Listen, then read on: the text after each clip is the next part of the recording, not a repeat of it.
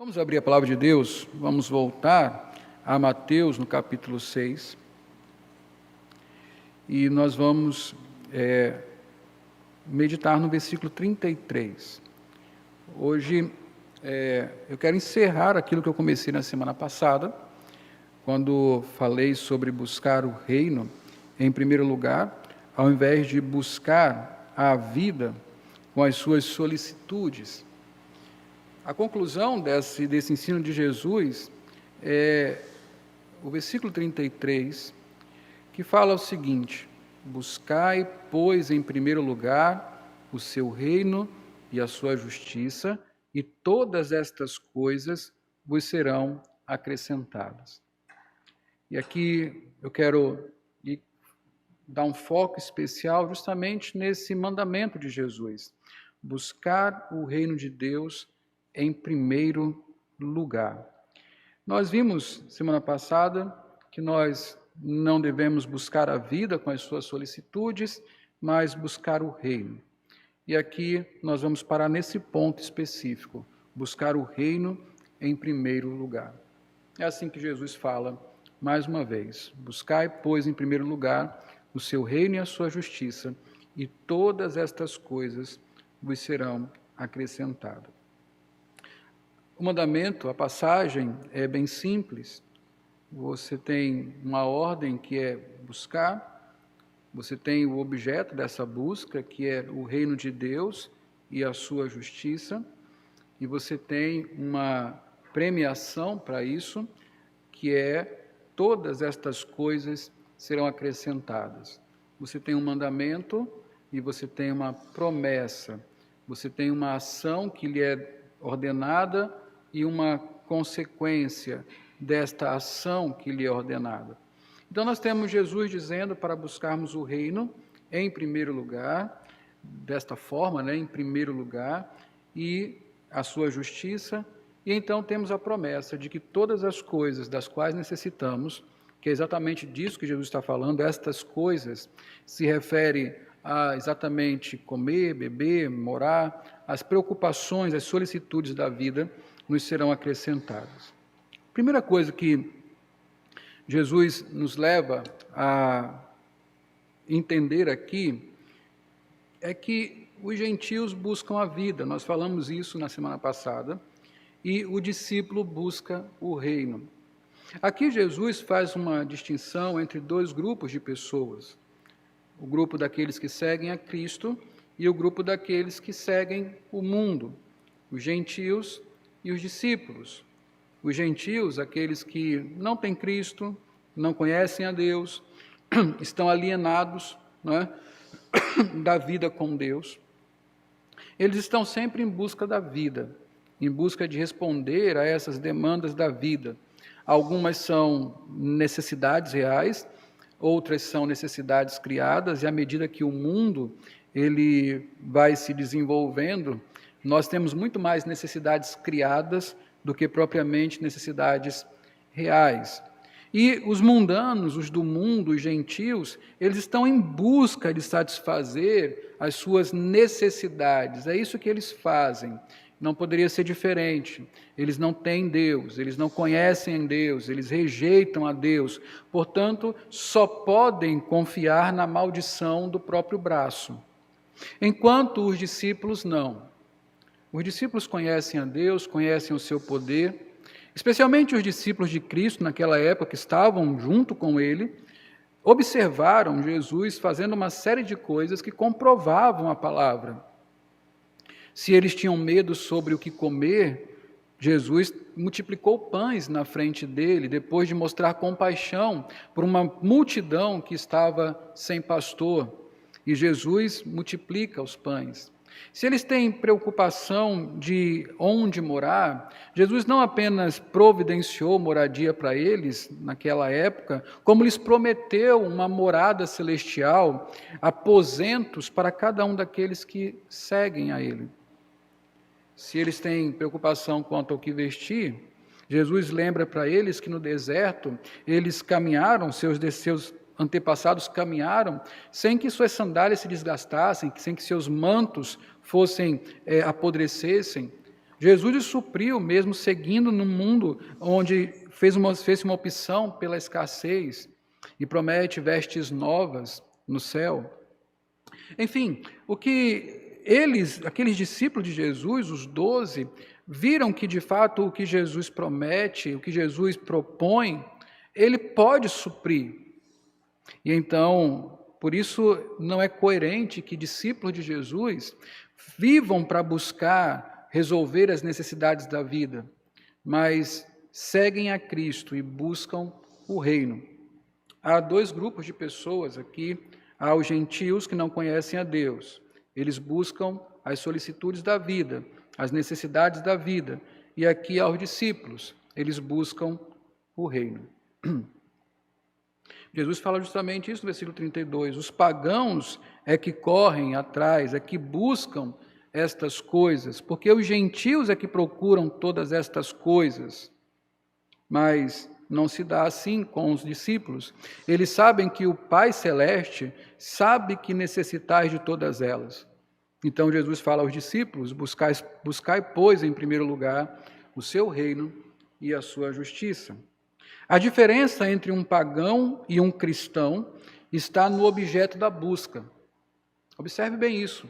A diferença nessa passagem entre um pagão e um cristão está no objeto da busca. Entre um pagão e um discípulo está naquilo que se busca. O pagão busca manter a própria vida. Afinal, é toda a recompensa que ele tem. O discípulo é chamado para abandonar a própria vida e buscar o reino. São diferenças bem claras. Nós podemos até parar para pensar sobre como nós estamos vivendo. Porque muitas vezes, irmãos, nós somos incoerentes com a nossa fé. Há o caso realmente de que há pessoas que pensam ser crentes, discípulos de Cristo, mas não são de verdade, porque não têm as mínimas marcas disso. Há outras que, embora sejam realmente discípulos de Cristo, vivem em suas vidas algumas incoerências. Tem algumas práticas na vida que não correspondem à fé, àquilo que se confessa, àquilo que se é de fato.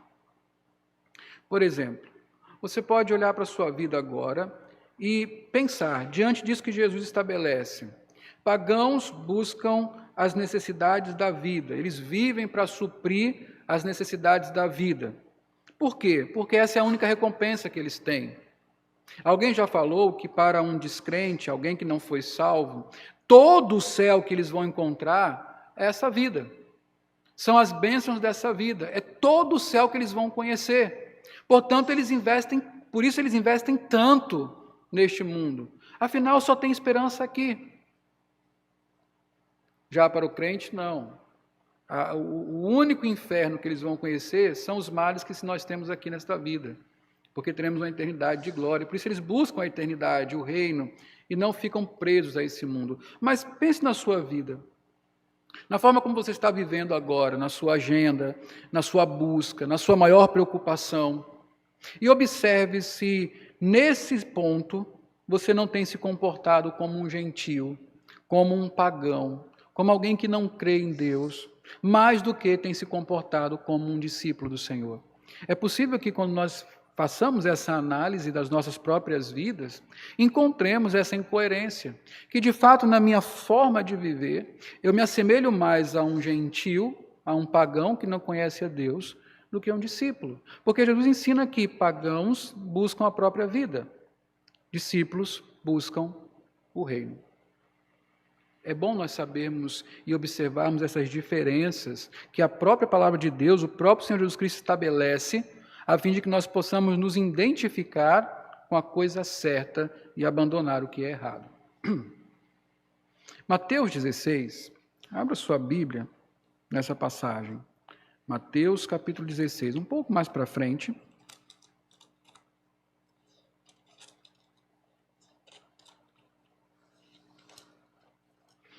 Versículos 24 a 27.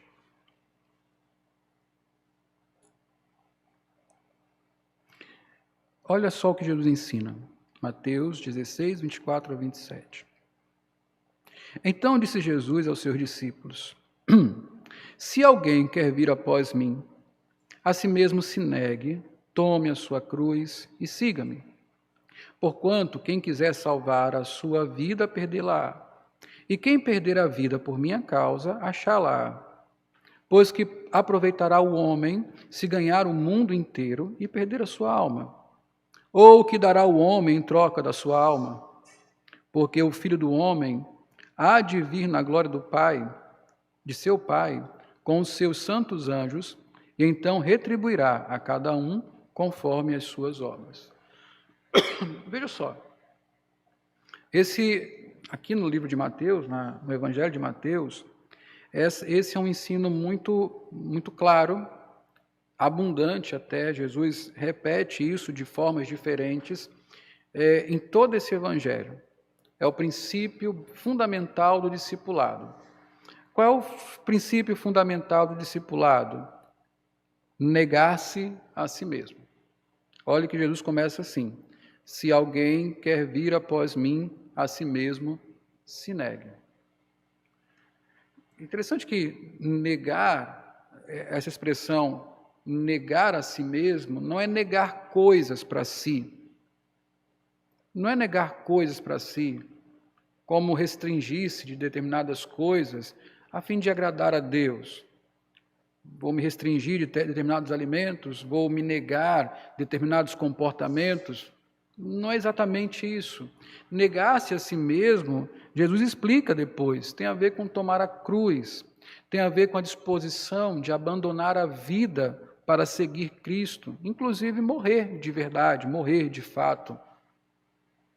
Ele faz inclusive a pergunta: que proveito há de ganhar a vida no mundo se você perde a sua alma? E no capítulo 10, quando ele fala com os seus discípulos, ele diz: olha, aquele que quiser ganhar a sua vida vai perder. E aquele que perder a vida por minha causa, irá ganhar a vida. O princípio do negar-se a si mesmo é o de perder para ganhar, perder a vida para ganhar a vida. Por isso o discípulo, ele compreendendo esse princípio, ele não vive mais para buscar os seus próprios interesses, não vive mais para arrumar a sua vida, para satisfazer necessidades. Na verdade, ele confia que o Senhor fará isso, enquanto ele se ocupa prioritariamente de buscar o reino de Deus, de promover o reino, buscar a justiça do Senhor. Note que Jesus não dá um ensino isolado aqui, mas ele está muito bem amarrado. Quando Jesus fala, busque em primeiro lugar o reino de Deus, ele tem, conjuntamente com isso, ensinado, você não pode mais se apegar à sua própria vida, se você é um discípulo, porque discipulado tem a ver com negar-se a si mesmo e tomar a cruz. Os gentios, sim, preocupam-se com a vida, mas o discípulo, não. Essa é uma grande diferença. A diferença entre gentios e discípulos, entre pagãos e discípulos do Senhor. É a busca, é o objeto da busca. O discípulo busca o reino. E Jesus, ao final aqui no versículo 27 do capítulo 16, ele fala que quando o Filho do Homem voltar, ele recompensará a cada um segundo as suas obras. É interessante você observar isso, porque toda busca vai encontrar alguma coisa. Quem busca, encontra. É um princípio bíblico. Buscai e achareis. Logicamente que aqui, quando Jesus fala isso, ele está falando para nós buscarmos o reino. Mas o princípio serve para tudo. Aquilo que você busca, você encontra. O caminho que você escolhe andar é o caminho que vai levar ao destino que ele tem. O princípio do caminho, lá de Provérbios, que há caminho que ao homem parece bom, mas o seu fim é morte, é o princípio de que você escolhe o caminho, mas se compromete com o destino. O caminho é uma escolha, mas o destino é obrigatório. Aquilo que você busca, você encontra. Ora, se você busca a vida, a satisfação das necessidades da vida, se essa é a sua busca prioritária, é exatamente isso que você vai encontrar, mas somente isso.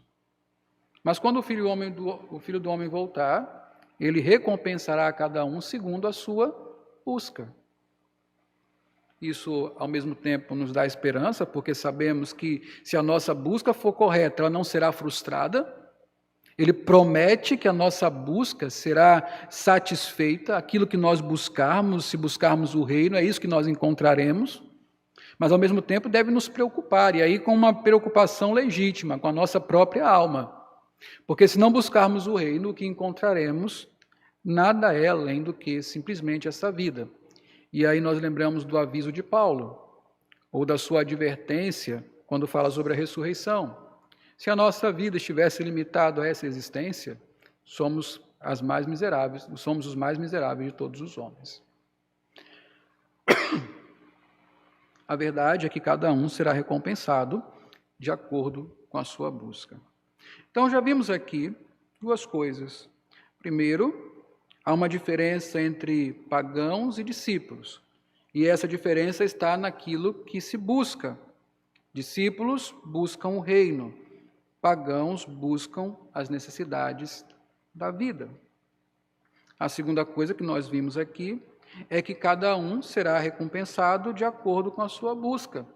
Nós encontramos aquilo que nós buscamos. É o princípio da busca, é o princípio do caminho, é o princípio do plantio. Aquilo que você planta é exatamente aquilo que você colhe. Aquilo que você busca é exatamente o que você encontra. O caminho que você escolhe para andar lhe leva para o destino, que é o final dele. O que você busca, então você encontra, e é assim que seremos recompensados, de acordo com a nossa busca. Portanto, é imprescindível aqui nós olharmos para Cristo e falar, e para o que Cristo fala e guardar em nosso coração, quando Ele amorosamente diz para os seus discípulos: parem de se preocupar e busquem em primeiro lugar o reino de Deus. E exatamente isso aqui que Jesus continua a dizer no versículo 33. O que buscar? Buscar o reino de Deus e a sua justiça. Como buscar? Em primeiro lugar. Buscar prioritariamente, fazer disso a prioridade da vida, a coisa principal, mais importante. Buscar significa tentar obter, desejar, possuir. Melhor, desejar possuir, tentar obter, desejar possuir, tem a ver com ambição. Buscar é perseguir algo. Nós vivemos em um tempo, numa cultura, que torna os sonhos absolutos. O que nós devemos fazer, o que é nobre fazer? Nunca desistir dos sonhos, sempre correr atrás deles. Então, se você tem um sonho, não desista dele, corra atrás dele. Ele é a coisa que deve mover a sua vida. E os sonhos se tornam deuses, se você já percebeu isso. Muitas pessoas perseguindo, buscando os seus sonhos, elas abandonam a família, desonram pai e mãe, estragam a própria vida buscando um sonho. São desonestas muitas vezes, quebram as regras. Enfim, os sonhos se tornaram absolutos. Mas é bom você olhar para esta forma como a nossa sociedade olha para os sonhos. Elas dizem, a cultura diz para a gente: busque, ambicione, faça qualquer coisa para realizar o seu sonho. Use pessoas para realizar seu sonho. É um desejo forte. E, nesse caso, ruim, descontrolado, uma concupiscência carnal, que para nada serve. A Bíblia nos ensina justamente o contrário. A Bíblia diz que nós temos que ter uma ambição, uma concupiscência correta, que é o desejo forte, a ambição pelo reino. E pelo reino, pela busca do reino, nós temos que estar dispostos a abrir mão de qualquer coisa, e até de relacionamentos. Abrimos mão da própria vida, da nossa própria vida. Abrimos mão, inclusive, dos nossos sonhos. e abrindo um parêntese aqui, é muito preocupante quando nós ouvimos nas igrejas pastores dizendo para as suas ovelhas: não desistam dos seus sonhos, quando Cristo fala justamente o contrário. Se for necessário para buscar o reino, desista, abandone os seus sonhos. E se seus sonhos forem egoístas e pecaminosos, eles nem são dignos de existirem em seu coração. Mas a ambição do crente deve estar voltada para o reino. O que Jesus quer dizer com buscar o reino em primeiro lugar? Buscar o reino é ambicioná-lo, ou seja, colocar o coração nele acima de tudo. É ter os olhos nele, é trabalhar pelo tesouro que não perece, é servir e agradar um único Senhor, que é Deus. Voltando aí para o começo de Mateus, nós estamos no capítulo 12, mas eu quero que você vá ao capítulo 6 agora. O capítulo 6 é parte do Sermão do Monte. Eu quero ler com você os versículos 19 a 24. Mateus 6, 19 a 24.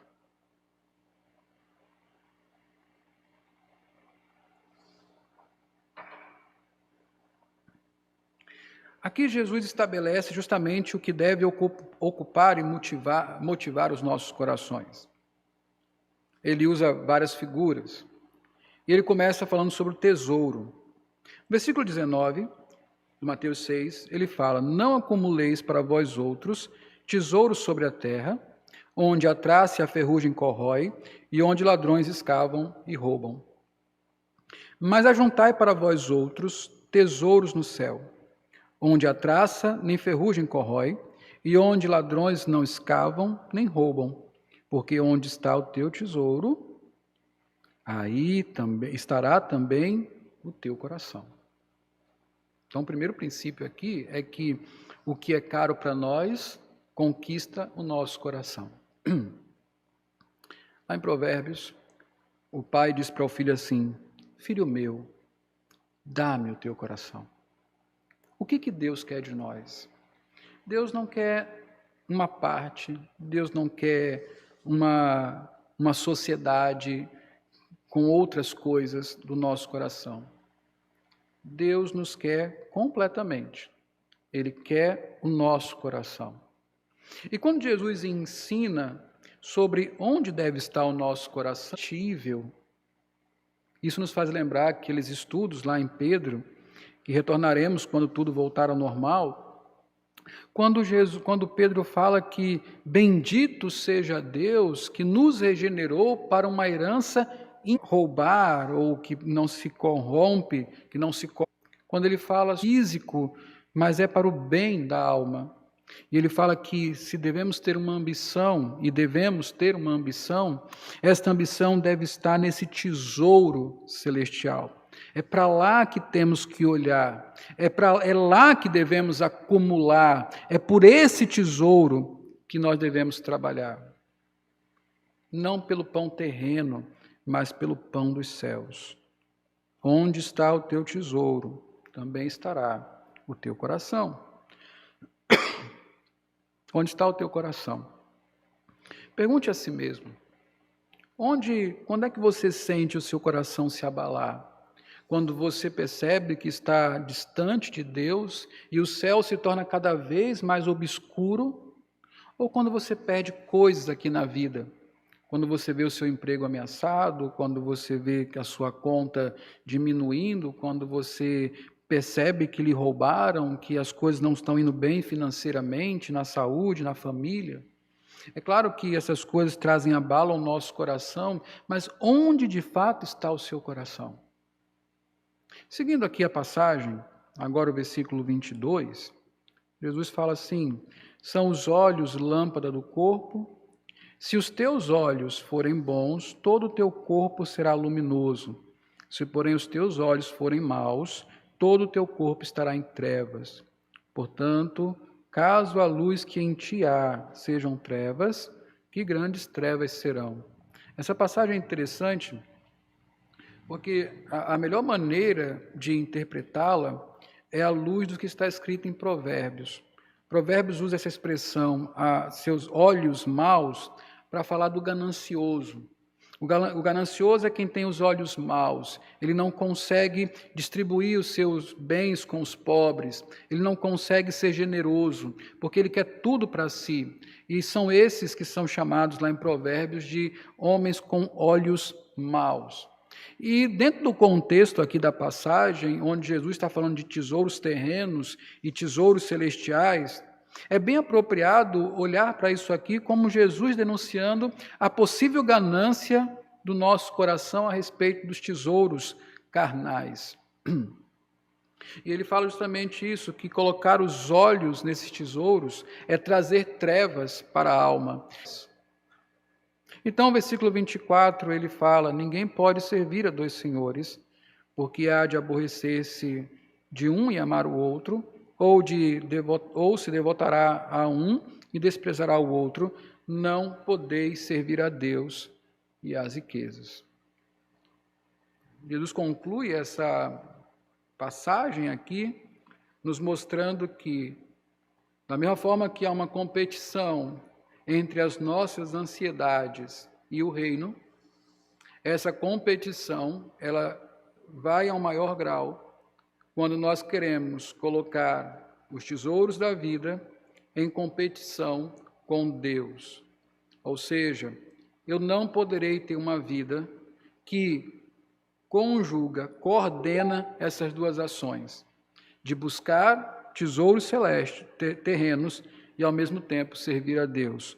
Ou servimos a Deus, ou servimos as riquezas, ou buscamos as necessidades da vida, ou buscamos o reino. Não podemos fazer as duas coisas ao mesmo tempo. Elas competem entre si. Uma rouba da outra.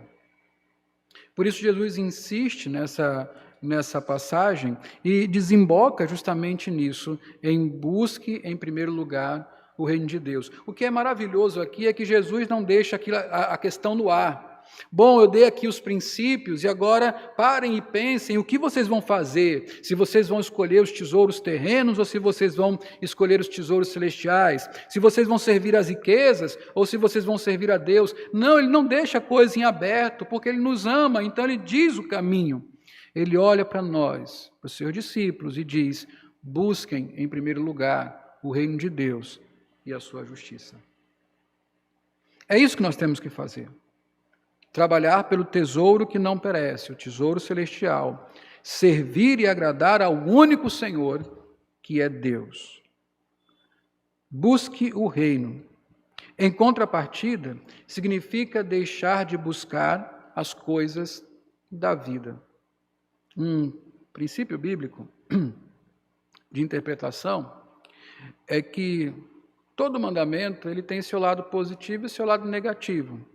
Se ele ordena uma coisa, ele proíbe outra. Se ele proíbe uma coisa, ele ordena o contrário. Se ele proíbe uma coisa, ele ordena o contrário. Se ele ordena uma coisa, ele proíbe o contrário. Ora, o que Deus está dizendo aqui é que se eu devo buscar o reino em primeiro lugar, a contrapartida disso é que eu devo deixar de buscar as coisas da vida. Nós seremos responsáveis, porque buscar o reino e a sua justiça significa, inclusive, trabalhar diligentemente, porque quem não trabalha também não coma. Não quer dizer uma vida de alienação, irmos para um monte para vivermos de contemplação e oração, esperando que Deus preencha as nossas necessidades. Não é isso. Mas é fazer destas coisas a busca, o trabalho, o desenvolvimento intelectual, o progresso nesta vida, não como um fim em si mesmas, mas um serviço para o reino, para o desenvolvimento do reino. Fazemos essas coisas enquanto buscamos o reino prioritariamente. O apóstolo Paulo, falando sobre buscar o reino, em contrapartida, deixar de buscar as coisas da vida, em Colossenses 3, de 1 a 2, ele fala, portanto, já que vocês ressuscitaram com Cristo, procurem as coisas que são do alto, onde Cristo está assentado à direita de Deus. Mantenham o pensamento nas coisas do alto e não nas coisas terrenas. Ontem à noite estava assistindo um filme com as crianças e o filme falava sobre... Acontecia um problema, né? O pai da família estava muito doente e ficou curado com a ajuda de um estranho que chegou em sua casa. E no momento que ele fica bom, eles oram para agradecer, e ele agradece a Deus porque, por meio daquele estranho, eles estavam vendo as promessas eternas de Deus, eles estavam vislumbrando as promessas eternas de Deus. O estranho não entendeu direito, então perguntou: o que isso significa? E eles explicaram da seguinte maneira: o Senhor nos fez ricas promessas eternas. Ele prometeu que haverá um dia que Ele enxugará dos olhos todas as lágrimas.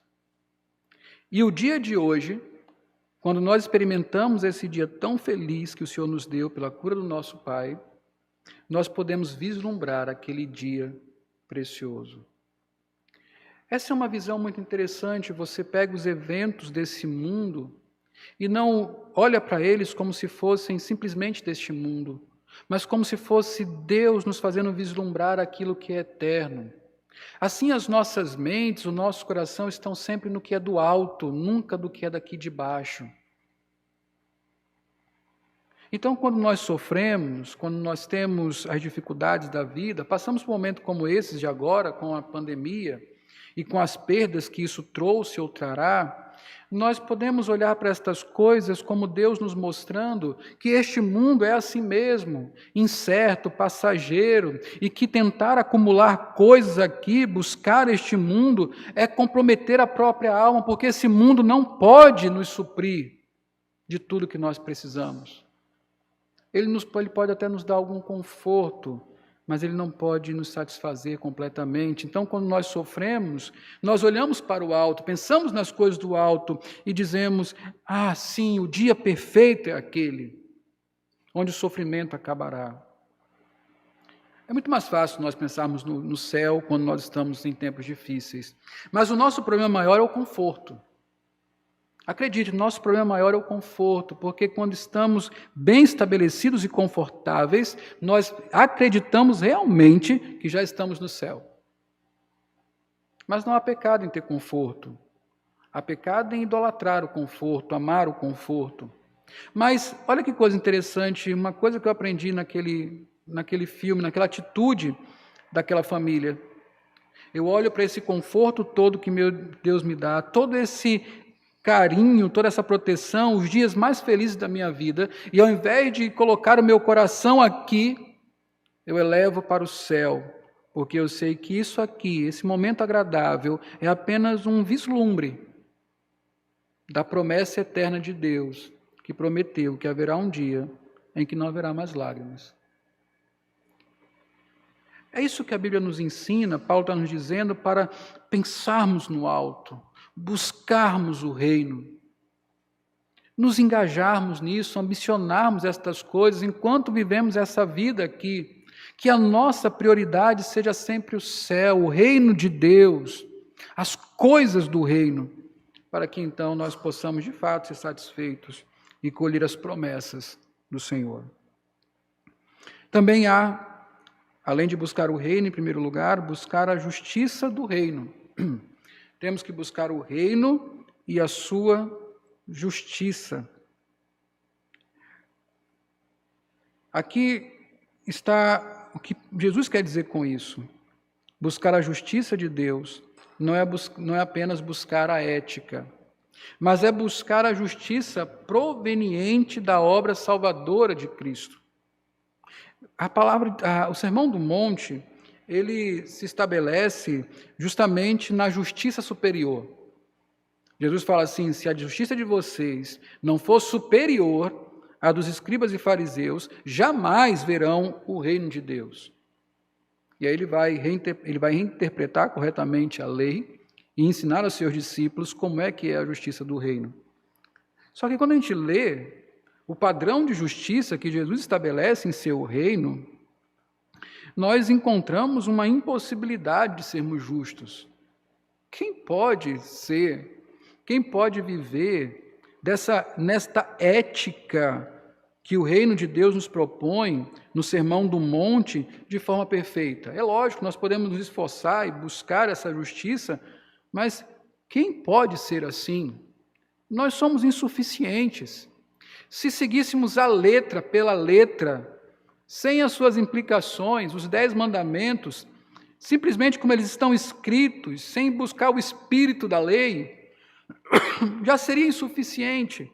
Mas Jesus vem e pega essa lei e desvenda o nosso coração por meio dela. Ele compromete, inclusive, sentimentos e pensamentos que não podem existir, que sejam contrários à lei do Senhor. Então, mais do que buscar a ética do reino, que nós devemos buscar, nós temos que buscar a justiça desse reino, e a justiça desse reino é Cristo. É Ele quem é a justiça que, imputada a nós, nos justifica dos nossos pecados e nos permite fazer parte desse reino e buscar esse reino, mesmo quando nós somos inadequados. Então, além de buscar a ética, a maneira de viver correta desse reino, e basta você ler o Mateus de 5 a 8, que é o Sermão do Monte, depois você lê os 10 mandamentos, você vai entender a ética do reino de Deus. Nós temos falado sobre isso lá no capítulo 12 de Romanos. Há uma maneira de viver, você tem que buscar isso, nós temos que buscar isso. É um esforço, hoje aprendemos de manhã, fazer o bem é um esforço. Por isso é uma busca. Mas não adiantaria nada todas essas coisas sem Cristo. A nossa justificação não está em nossas obras. A nossa justiça está em Cristo. Viver a ética do reino de Deus é pela fé em Cristo. Sem fé é impossível agradar a Deus. Buscar o reino, então, é uma busca por Cristo. Primeiro como nosso Salvador, depois como nosso Mestre, Senhor e modelo de vida. Nós não estamos atrás da tábua de uma lei. Nós estamos atrás da pessoa do Senhor Jesus Cristo, o justo, aquele que cumpriu perfeitamente a lei e nos ensina a como viver a lei de maneira correta. Mais uma vez, lembrando da primeira carta de João, aquele que diz estar nele, aquele que diz estar em Cristo, deve andar como ele andou. Buscar a justiça do reino é fazer a vontade de Deus, uma vez que o Senhor lhe chamou para o seu Senhor Jesus Cristo. Rei do rei, Rei dos reis, Senhor dos senhores. E nós somos o quê? Discípulos, súditos. E o que discípulos e súditos fazem? Se submetem. Há uma relação de obediência, a fé está ligada à obediência. Não há como vivermos a busca do reino em desobediência a Deus. Na verdade, os ímpios desobedecem a Deus, os gentios, buscando seus próprios interesses, as suas próprias necessidades, eles desobedecem a Deus para fazer isso. Nós não. Nós submetemos-nos à vontade do Senhor, à vontade revelada de Deus. Precisamos conhecer essa vontade, que está revelada na Bíblia, são os mandamentos do Senhor, e cumprir essa vontade. É assim que nós buscamos o reino. Vamos para as aplicações e aí chegamos ao final dessa exposição. Primeiro, a busca requer interesse e esforço. Não buscaremos o reino de Deus na contemplação. Orar é importante, é fundamental, é essencial para a vida cristã. Nós temos insistido aqui, na igreja, que todas as famílias, todos os homens, mulheres, as crianças, orem. Buscar o Senhor Jesus Cristo ensina, aqui no capítulo 6 mesmo, a orarmos, a buscarmos o Pai em secreto. Como é importante a vida de oração, um meio de graça essencial, não pode faltar, imprescindível para a vida. Da mesma forma, meditar na palavra de Deus é fundamental. conhecer o conselho do Senhor, a sua vontade. Não poderemos viver a justiça do reino sem conhecer o que ela propõe para nós. Não poderemos conhecer a Cristo sem ler o Evangelho. Não poderemos conhecer as promessas do Senhor sem meditar em sua palavra. A palavra é fundamental. A congregação, a igreja, como temos sentido falta disso, como é importante para nós a comunhão com os irmãos, o ouvir o sermão, a instrução que vem da palavra do Senhor, também é fundamental. Mas em todas estas coisas nós somos passivos. Estamos recebendo do Senhor. E nós precisamos receber do Senhor porque de nós mesmos nada temos. Mas aqui Jesus Cristo propõe a atividade. Levante-se e busque. Levante-se e vamos daqui. Há atividade nisso. Eu sei que há uma atividade de você orar, eu sei que há uma atividade em você ler a palavra de Deus, em ir à igreja, mas não pode ficar só nisso. Nós vivemos uma vida, nós estamos com os nossos vizinhos, em nossa vizinhança, nós estamos em nosso trabalho, na faculdade, nós temos uma vida que é vivida em várias áreas, e essas áreas precisam ser também lugares onde nós estamos buscando o reino, onde nós estamos buscando a justiça do reino, onde estamos priorizando o reino, onde agimos como súditos desse reino, cujo rei é Jesus Cristo. Isso requer o esforço de fazer o bem, o esforço de testemunhar, o esforço de perseverar, o esforço da constância. Isso requer interesse. Ora, se você não se interessar pelo reino, você não vai buscar o reino. Ninguém busca aquilo porque não se interessa. O reino tem que ser interessante para nós. O céu tem que ser interessante para nós. Então, buscar o reino requer interesse e esforço. Não conseguiremos fazer isso passivamente. Ora, se você, na nossa experiência, ao buscarmos satisfazer as necessidades da vida, nós precisamos disso. O preguiçoso não tem interesse nem se esforça por nada. Mas qualquer pessoa responsável que tenha um desejo, um sonho, ele se levanta de manhã e corre atrás. Ele precisa de interesse e precisa do esforço. Agora, transfira isso para o reino. Peça a Deus em oração: Senhor, dá-me interesse pelo teu reino, para que eu o busque esforçadamente.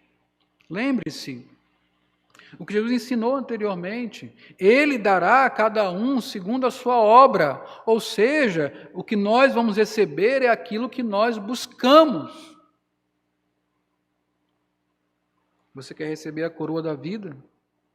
Você quer receber os céus? Você quer ter um lugar na casa do Pai? Ora, eu sei que isso é gracioso, são promessas do Senhor para os seus eleitos, mas acredite, o eleito busca, o eleito clama, o eleito se esforça para ver cumpridas as promessas do Senhor. E por fim, a busca tem uma promessa. Voltando a Mateus 7, em Mateus 7, versículos 7 e 8, o Senhor Jesus Cristo ensina: pedi e dar-se-vos-á, buscai e achareis, batei e abrir-se-vos-á. Promessa do Senhor, muito séria, pois todo o que pede, recebe, e o que busca, encontra, e a quem bate, abrir-se-lhe-á. O Senhor Jesus Cristo não nos decepcionará. Se nós o buscarmos, se buscarmos o seu reino, nós o encontraremos. E aí sim, estaremos plenamente satisfeitos. Que o Senhor nos abençoe e que a sua palavra habite ricamente em nosso coração. Amém. Vamos orar, irmãos. Deus bendito, aplica a tua palavra ao nosso coração e conduza-nos, ó Pai, a que nossos corações estejam no Senhor, no céu, que haja um interesse profundo pelo Teu reino, para que o busquemos esforçadamente. Nos perdoa por nos ocuparmos tanto com esta vida aqui, a ponto de esquecermos do Teu reino. Nos perdoa, Deus, porque os tesouros que acumulamos neste mundo nos roubam de acumular tesouros no céu e roubam o nosso coração. Nos perdoa, Senhor, porque não são poucas as vezes que constatamos que estamos servindo às riquezas e não ao Senhor. Nesta noite, ó Pai, em que fomos exortados por Jesus Cristo, por meio da palavra, a buscarmos em primeiro lugar o Teu reino e a Tua justiça. Vem com Teu Espírito Santo e ajuda-nos, ó Pai, a mudar a forma de pensar, a corrigir a nossa trajetória e a colocar o nosso coração no único tesouro que não se corrompe, o tesouro celestial prometido por Cristo aos que o buscam. E então que nós busquemos ao Senhor, busquemos o Teu reino e a Tua justiça. Em nome de Jesus Cristo oramos. Amém.